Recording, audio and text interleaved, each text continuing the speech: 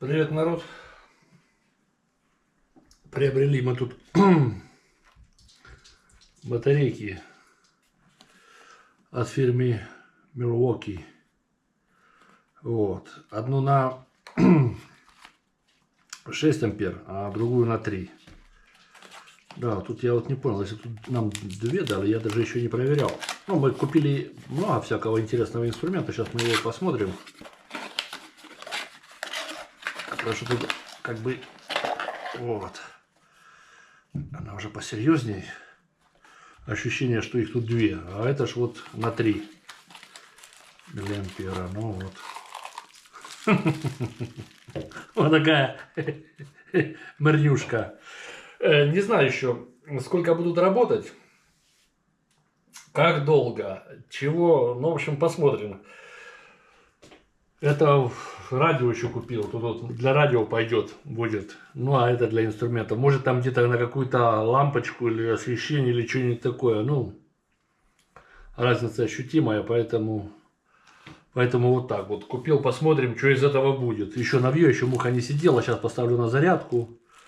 Вот, пусть зарядится. И потом будем дальше смотреть, что из этого будет. И буду показывать, как она это... Если тут где-то не написано, сколько она по времени будет работать, ну 20% это понятно, в 2 раза, туда-сюда, больше, это все понятно. Если тут где-то нигде ничего не написано, ну тут такая инструкция, что тут надо с увеличительным стеклом, я не буду тут за этой ерундой заниматься. Вот, так что вот примерно как-то так.